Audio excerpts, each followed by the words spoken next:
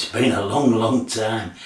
This is Vinyl Monkey after about a 6 weeks hiatus. I think the last thing I said to you was I was off to Cuba the next day, and oh yeah, I could talk about that experience at length, but I won't. It's going to be a quick video. I'm going to get back on track, I think, and I've got a few ideas just in catching up. I mean, my first one was to just dig out some albums I hadn't played for at least a year or more, starting alphabetically. So I've picked some A, B and C, and I just thought just have a listen to them and maybe show them and a bit chat about them, and so that's what I'll do. But just to flag up as well what's been happening in the last few weeks, I'll do little videos on these. So I've been down to London and I picked up 4 interesting albums there. I'm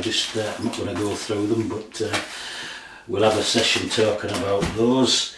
I had a birthday actually, and a couple of very different albums there, one of which is definitely contender for my new album of the year so far, so we'll talk about that. I've been to some live gigs.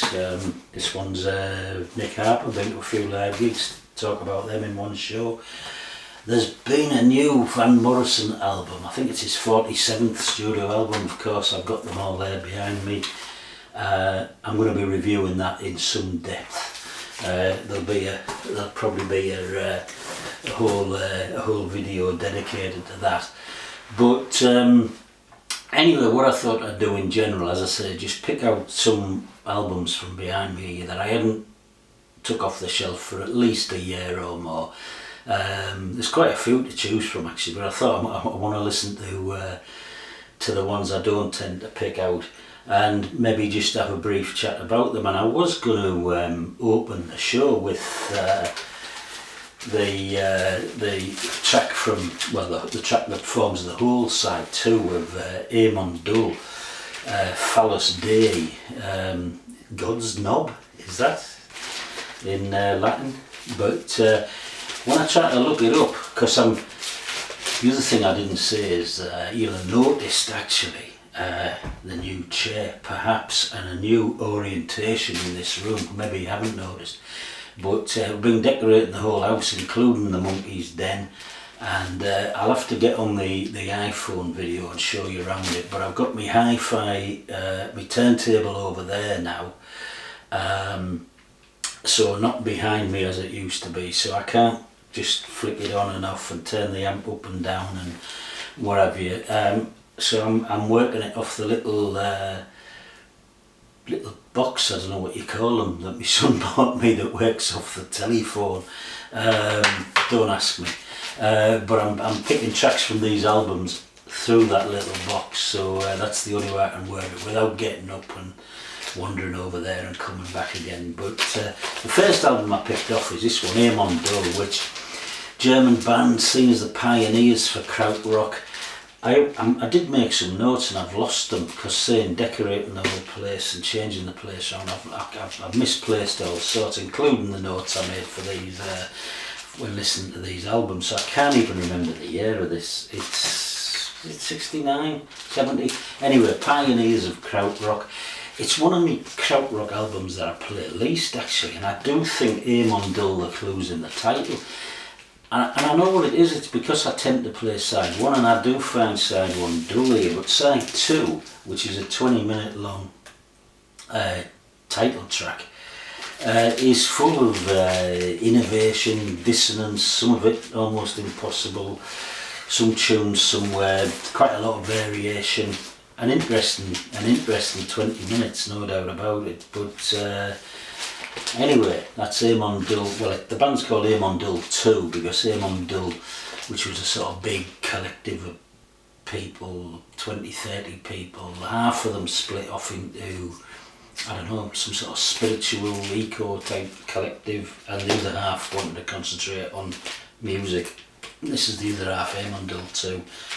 Their debut album, I think, Phallus Dei, or God's Knob, if you want. And that's the first one I picked out. The second one, so I can't play a bit of that because what I was saying is presumably because the internet is aware of the translation of that album title, I guess. I mean, Amon Düül on there are other albums, but not that one, and I wonder whether that's the reason that it's been sort of censored, cancelled, whatever you call it these days.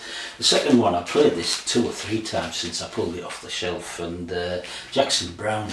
I tend to go for Jackson Browne's debut album or one of his newer CDs, but this is The Pretender from, oh goodness me, I wish I had my notes, but it's the 80s I think, isn't it? Is it? I can't remember.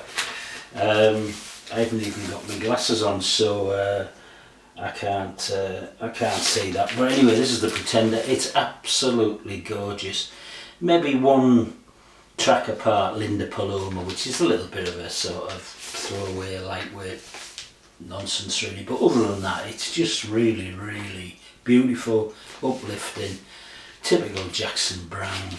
Maybe slight overproduction, over instrumentation, maybe doesn't need it with a sort of quality of his voice, but beautiful album, The Pretender, Jackson Browne. My next one, into C's, this is Chic. Say Chic, the great disco album. Chic, the sort of baby of Nile Rodgers and Bernard Edwards. Brilliant musicians and writers. Nile Rodgers obviously still play. I think he's on Glastonbury next week, isn't he? But absolutely, I mean, to call it a disco album is doing it a disservice, because disco is the sort of, you know, it's got a reputation for sort of lightweight, throwaway pop, but this is beautiful musically and just yeah, a real classic album. Awful cover. I don't know. It's one of the worst record covers I've got. It's just cheap, nasty rubbish. But that's Chic from the mid-70s. I will be better next time. Sorry, it's been a while. I'm a bit rusty.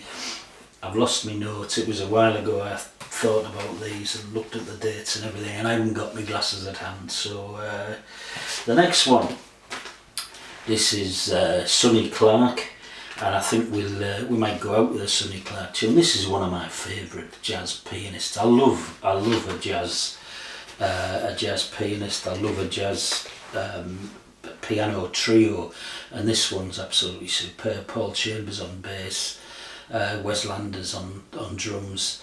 Compositions mainly by Sonny Clark himself.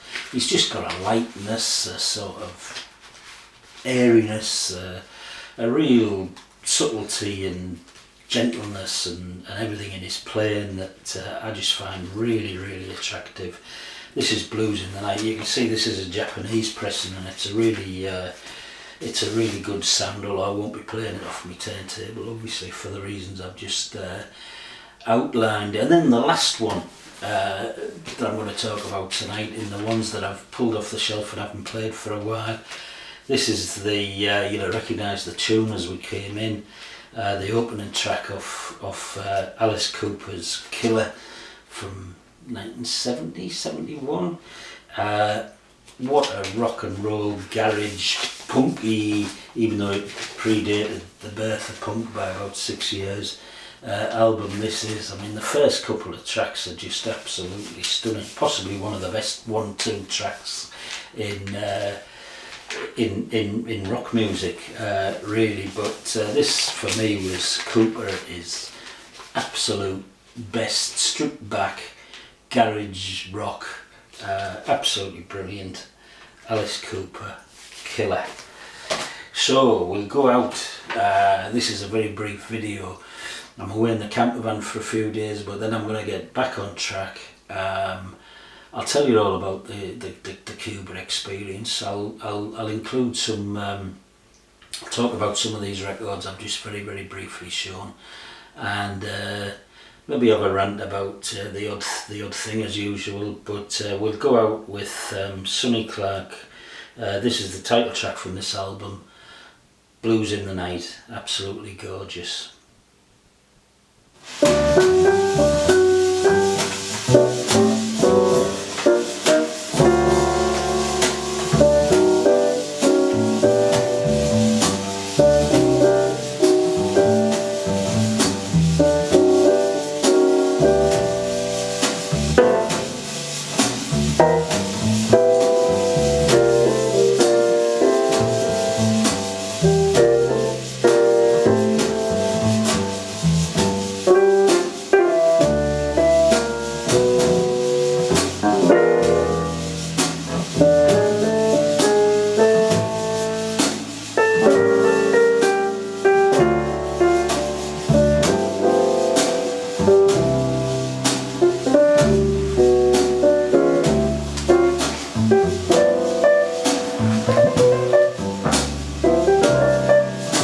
See you next time.